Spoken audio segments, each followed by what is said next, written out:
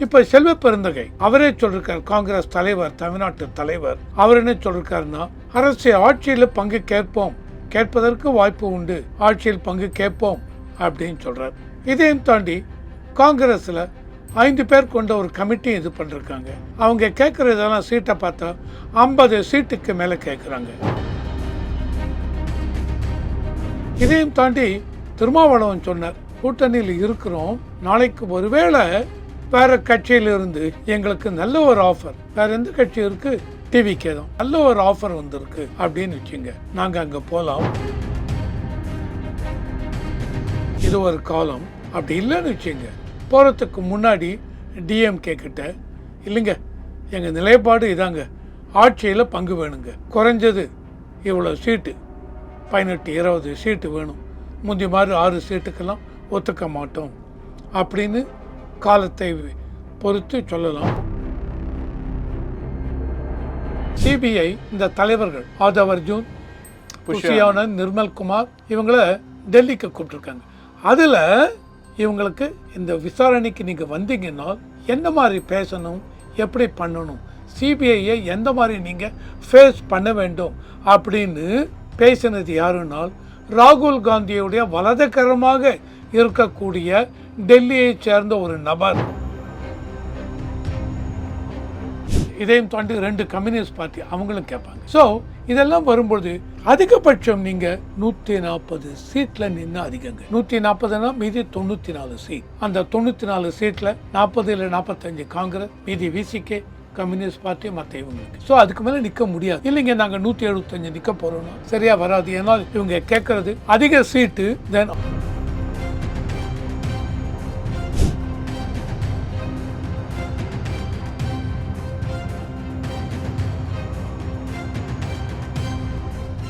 Real one நேயர்களுக்கு வணக்கம். இன்று நம்மளுடைய நேர்காணலுக்கு அரசியல் விமர்சகரான திரு ரவிசங்கர் அவர்கள் இணைஞ்சிருக்காங்க. சார் வணக்கம். வணக்கம். வணக்கம். எப்படி சார் இருக்கீங்க? நல்லா இருக்கு சார். இப்போ சமீபத்தில் எடப்பாடி அவர்கள் ஸ்டாலின் அவர்களே உங்களுடைய கூட்டணி பலவீனப்பட்டு கொண்டிருக்கிறது அப்படின்னு சொல்லிட்டு ஒரு பிரச்சார கூட்டம், அது தேர்தல் 3 மாதம் இருந்தாலும் அந்த பிரச்சார கூட்டத்திலே கொஞ்சம் ஓப்பனாக சொல்லியிருக்காரு. காங்கிரஸில் இருக்கிறவங்களும் அதுக்கு எந்த விதமான எதிர்ப்புமே தெரிவிக்கலை. அதாவது எம்பியா இருக்கக்கூடிய கார்த்திக் சிதம்பரமாக இருக்கட்டும், அவருமே விஜய் அவர்களை அவருக்குன்னு அந்த டிவிக்கேங்கிற கட்சிக்கு ஒரு பவர் இருக்குது, ஒரு பெரிய ஒரு எனர்ஜி இருக்குது அப்படிங்கிற மாதிரி தான் ஒரு புகழ்ச்சியான வார்த்தைகளை தான் பயன்படுத்திக்கிட்டு இருக்காங்க. என்ன நிலைப்பாட்டில் தான் 2 பேர் இருக்காங்க? திமுக கூட்டணிக்குள்ளே காங்கிரஸ் இருக்காங்களா அப்படிங்கிற ஒரு கேள்வியுமே வந்திருக்கு. இல்லையோ அப்படிங்கிற ஒரு கேள்வியும் இருக்குது. எப்படி பார்க்குறீங்க? இது திமுகவை பொறுத்த வரைக்கும் ஏடிஎம்கே கூட்டணியில் யாருமே சேரவில்லை இன்னும் அப்படி இப்படின்னு பிஜேபியை தவிர, ஏடிஎம்கே பொறுத்த வரைக்கும் திமுக கூட்டணி சலசலப்பு விட்டது அப்படின்னு. ஆகும்போது இவங்க எதிர்பார்க்கறது கூட்டணி வீக் ஆகணும் அப்படின்னு. ஆனால் நான் முன்னாடி நம்ம டிபேட்டில் 4-5 இதில் நான் சொல்லியிருக்கேன், திமுக கூட்டணியில் டிசம்பர் ஜனவரிலாம் வரும்பொழுது தான் தெரியும் சலசலப்பு ஏற்படுவதற்கு வாய்ப்பு உண்டுன்னு சொல்லியிருக்கேன். அதுவும் டிசம்பர் வாக்கில், ஜனவரி வாக்கில் ப்ரீபோல் சர்வேலாம் வந்துடுது அப்படின்னா, அந்த ப்ரீபோல் சர்வே யாருக்கு ஃபேவரபுளாக இருக்குது அப்படின்னு பார்த்தால் அதை வைத்துக்கொண்டு கூட்டணியில் சலசலப்பு வருவதற்கு வாய்ப்பு உண்டு. ஏன்னால் ஏற்கனவே எல்லாம் என்ன சொல்லியிருக்காங்க, எங்களுக்கு சிங்கிள் டிஜிட் சீட்டெல்லாம் இந்த தடவை கொடுத்து ஒத்துக்க மாட்டோம், இதையும் தாண்டி எங்களுக்கு ஆட்சியில் பங்கு வேண்டும் அப்படின்னு கேட்டுட்டு இருந்தாங்க. கம்யூனிஸ்ட் ஆகட்டும், விடுதலை சிறுத்தைகள். இப்போ நாங்கள் அந்த மாதிரி கேட்கவில்லை அப்படின்னு சொல்கிறாங்க, அது வேறு விஷயம். இப்போ coming back to this, Edappadi அவர்கள் கோடிட்டு காமிச்சது என்ன அப்படின்னா, காங்கிரஸ் கூட்டணிக்குள், காங்கிரஸ்குள்ள அந்த பிரவீன் சக்கரவர்த்தி அப்படின்னு அவர் காங்கிரஸ் இதில் ஒரு ஒருங்கிணைப்பாளோ அந்த மாதிரிலாம் இருந்தவர். அவர் பேச்சிருக்கார், இல்லை கூட்டணி இது வேண்டும், ஆட்சியை வந்தால் ஆட்சியில் பங்கு கேட்போம். அதையும் தாண்டி அவர் இப்போ என்ன பண்ணிட்டார், டிவிகே பக்கம் சாய ஆரம்பித்து விட்டார். விஜய் கட்சியோட அஃபிஷியலாக அவர் ஜாயின் பண்ணாரா என்னன்னு தெரியாது. இருந்தாலும் அவருடைய போக்கெல்லாம் பார்க்கும்பொழுது டிவிகே கட்சியில் இவர் போகிற மாதிரி தான் இருக்குது. இப்போ செல்வ பெருந்தகை அவரே சொல்லிருக்கார், காங்கிரஸ் தலைவர், தமிழ்நாட்டு தலைவர், அவர் என்ன சொல்லிருக்காருன்னா, அரசியல் ஆட்சியில் பங்கு கேட்போம், கேட்பதற்கு வாய்ப்பு உண்டு, ஆட்சியில் பங்கு கேட்போம் அப்படின்னு சொல்கிறார். இதையும் தாண்டி காங்கிரஸில் 5 பேர் கொண்ட ஒரு கமிட்டி இது பண்ணிருக்காங்க. அவங்க கேட்குற இதெல்லாம் சீட்டை பார்த்தா 50 சீட்டுக்கு மேலே கேட்குறாங்க. 2011 காங்கிரஸ் 63 சீட்டு கேட்டாங்க டிஎம்கே கிட்ட. 2011 ஓகே 2011 63 சீட்டு கேட்டு வாங்கினாங்க. இந்த தடவை 50 சீட்டு கேட்கலாம், 50க்கு மேலேயும் கேட்கலாம் அப்படின்னு இருக்கு காங்கிரஸ். இதையும் தாண்டி திருமாவளவன் சொன்னார், கால நிலவரத்துக்கு ஏற்ப ஆட்சியில் பங்கு நாங்கள் கேட்கலாம், காலம்தான் நிர்ணயம் படுத்தும் அப்படின்னார். என்ன காலம், என்ன மீன் பண்ணுறீங்க, புரியுறதா உங்களுக்கு? என்ன அவர் மீன் பண்ணுறாரு அப்படின்னா, கூட்டணியில் இருக்கிறோம், நாளைக்கு ஒருவேளை வேறு கட்சியிலிருந்து எங்களுக்கு நல்ல ஒரு ஆஃபர், வேறு எந்த கட்சி இருக்குது? டிவிக்கே தான், விஜய் கட்சி தான். இந்த விஜய் கட்சியில் நல்ல ஒரு ஆஃபர் வந்திருக்கு அப்படின்னு வச்சுங்க, நாங்கள் அங்கே போகலாம், இது ஒரு காலம். அப்படி இல்லைன்னு வச்சுங்க, போகிறதுக்கு முன்னாடி டிஎம்கே கிட்ட, இல்லைங்க எங்கள் நிலைப்பாடு இதாங்க, ஆட்சியில் பங்கு வேணுங்க, குறைஞ்சது இவ்வளோ சீட்டு 18-20 சீட்டு வேணும், முந்தி மாதிரி 6 சீட்டுக்கெல்லாம் ஒத்துக்க மாட்டோம் அப்படின்னு காலத்தை பொறுத்து சொல்லலாம்.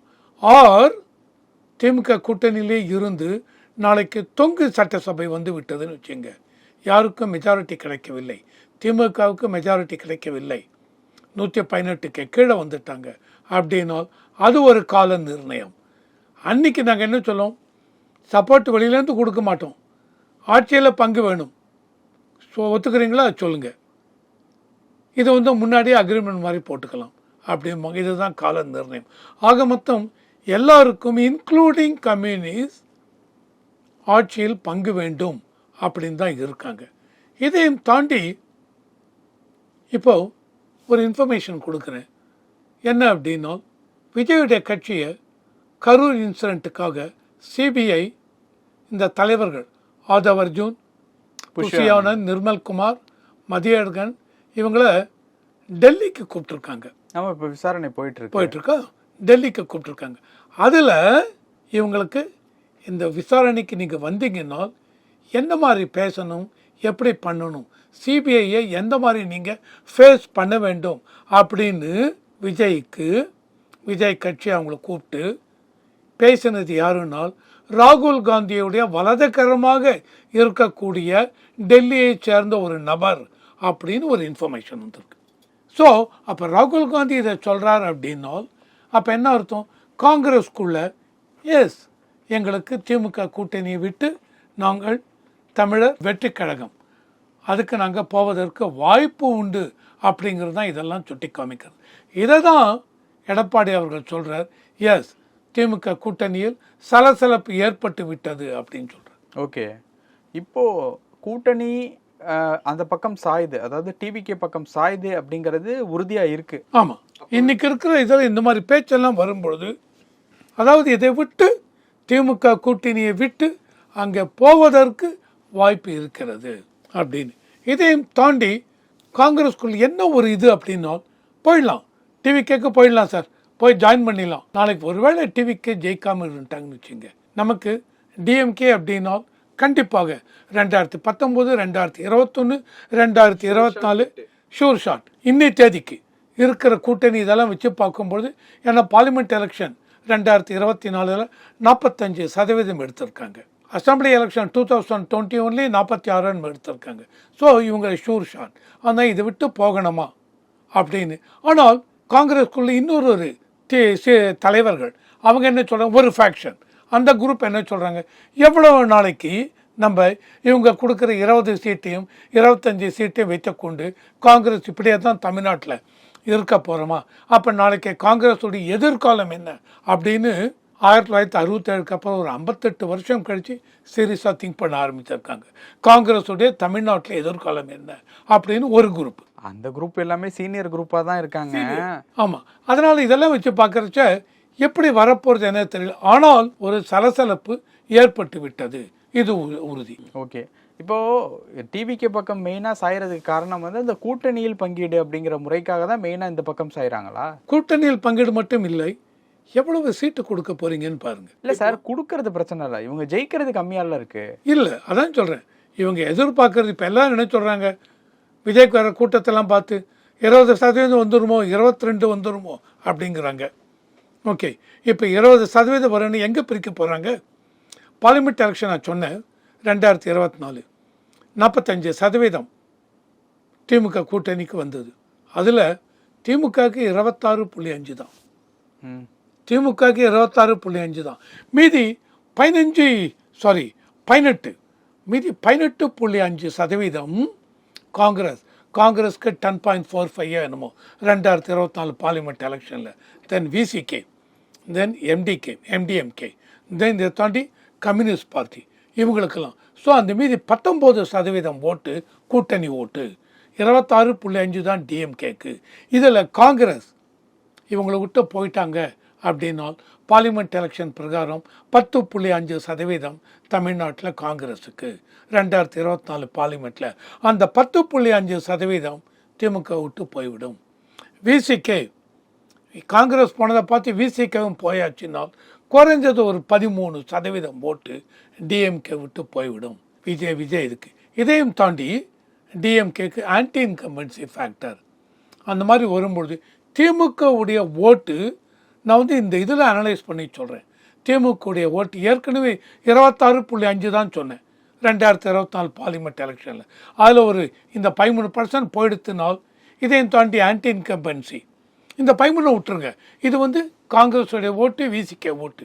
டிஎம்கேக்கு கூட்டணியிலேருந்து போயிடுத்துனால் திமுகவுக்கு ஆட்சி அமைப்பதற்கு வாய்ப்பு இல்லை. இதையும் தாண்டி ஆன்டி இன்கம்பன்சி ஃபேக்டர் வந்ததுனால் திமுகவிற்கு அவங்க எதிர்பார்க்கு எவ்வளோ சீட் எதிர்பார்ப்பீங்க? அட்லீஸ்ட் 120, 200 இல்லைங்க, விட்டுருங்க, 200 இல்லை. இவ்வளோ ஆன்டி இன்கம்பன்சி இருக்குது. 125, 130 அதுவும் இல்லாமல் போயிடும். போன தடவை 137, 135 எவ்வளோ கான்டெஸ்ட் பண்ணாங்க? 188. 2021 188 சீட் கான்டெஸ்ட் பண்ணாங்க. ஆனால் திமுக கான்டெஸ்ட் பண்ணது 173 தான். மீதி 15 மற்ற உதிரி கட்சிகள் அவங்க எல்லாருமே உதயசிறியின் சின்னத்தில் கான்டெஸ்ட் பண்ணாங்க. ஆக மொத்தம் 188. அதில் 135 சீட்டு ஜெயித்தாங்க. ஆனால் இந்த தடவை 188 சீட்டில் நீங்கள் கான்டெஸ்ட் பண்ண முடியாது, ஒத்துக்க மாட்டாங்க. எப்போ நீங்கள் கான்டெஸ்ட் பண்ணலாம் அப்படின்னா காங்கிரஸ், விசிகே உங்களை விட்டு போயிட்டாங்க அப்படின்னால் அப்போ உங்ககிட்ட கேட்க மாட்டாங்க யாரும். அப்போ நீங்கள் 188 கூட நிற்கலாம். ஆனால் காங்கிரஸ், விசிகே, டிஎம்கே கூட்டணியில் கண்டினியூ பண்ணாங்கன்னால் அவங்க சொல்லுவாங்க, இல்லைங்க காங்கிரஸ் எங்களுக்கு ஒரு 50 சீட்டு கொடுங்க, நான் ஒத்துக்க மாட்டேன் இது குறைஞ்சி அப்படின்னு சொல்கிறாங்கன்னு வச்சுங்க. தென் அட்லீஸ்ட் 40 கேட்பாங்க, 45. இதையும் தாண்டி விசிகே கேட்பாங்க, இதையும் தாண்டி 2 கம்யூனிஸ்ட் பார்ட்டி அவங்களும் கேட்பாங்க. ஸோ இதெல்லாம் வரும்பொழுது அதிகபட்சம் நீங்கள் 140 சீட்டில் நின்று அதிகங்க. 140னா மீதி 94 சீட். அந்த 94 சீட்டில் 40 இல்லை 45 காங்கிரஸ், மீதி விசிகே, கம்யூனிஸ்ட் பார்ட்டி, மற்ற இவங்களுக்கு. ஸோ அதுக்கு மேலே நிற்க முடியாது. இல்லைங்க நாங்கள் 175 நிற்க போகிறோன்னா சரியாக வராது. ஏன்னால் இவங்க கேட்குறது அதிக சீட்டு, தென் ஆட்சியில் பங்கு. அது இங்கே வாய்ப்பு இல்லை. இப்போது விஜய் இதை பார்க்குறான்னு வச்சுங்க, ரொம்ப ஸ்மார்ட்டாக இருக்கார், விஜய்க்கு அட்வைஸ் பண்ணுறாங்கன்னு வச்சுங்க. அவங்க சொல்கிறாங்கன்னு வச்சுங்க, விஜய் நம்ம ஜெயிக்கணும் அப்படின்னால் இவங்க எல்லா கட்சியும் உள்ளே வரணும். எல்லா கட்சியும் உள்ளே வந்தால் நம்ம இன்னும் முன்னாடியே சொல்லியிருக்கோம், என்னுடைய தலைமையை ஏற்றுக்கொள்ள வேண்டும்னு. ஜெயித்தால் நம்ம தான் சிஎம், ஓகேவா? அப்போது உங்களுக்கு 150 நிற்கணும், 160 நிற்கணும் வேண்டாம். இப்போ தான் ஃபஸ்ட் டைம் நிற்க போகிறோம். 120 நிற்கலாம், 125 மீது 109 சீட் காங்கிரஸ்க்கு இவங்களுக்கு எல்லாம் கொடுத்தாச்சுனால் அதில் நீங்கள் நிற்க போகிற 125 சீட்டில் ஒருவேளை 85-90 தான் ஜெயிக்கிறோம். So I need the support of Congress, உங்கள் alliance partner. We need the support of VCK. இவங்களோட சப்போர்ட்டில் இருந்தால் கூட்டாட்சி அமைக்க முடியும். அப்படி அதையும் அமையலையா, அட்லீஸ்ட் ஒரு ஸ்ட்ராங்கான எதிர்கட்சியாக நிற்கலாம், நிறைய எம்எல்ஏக்கள் இருக்கும் அப்படின்னு அட்வைஸ் கொடுக்கலாம். அந்த மாதிரி இவங்க எடுத்தாங்கன்னு வச்சுங்க, விஜய் கட்சி வாங்க எல்லாரும் உங்களுக்கு இவ்வளவு சீட்டு கொடுக்குறேன் அப்படின்னு சொன்னார்னு வச்சுங்க, அங்கே போவதற்கு வாய்ப்பு உண்டு. இதையும் தாண்டி விஜய் ப்ரூவ் பண்ண வேண்டியது என்னன்னா, அடுத்த கூட்டம் போட போகிறீங்க, எவ்வளோ கூட்டம், 2வது கூட்டம், 3வது கூட்டம் எவ்வளோ போட போகிறீங்க, அதில் எத்தனை கூட்டம் வரப்போகிறது, நீங்கள் போடுற மீட்டிங்கில் எத்தனை கூட்டம் வரப்போகிறது, அதையும் பொறுத்து. பல விஷயங்கள் பேசணும். நேரத்துக்கு ரொம்ப நன்றி சார். ரொம்ப நன்றி.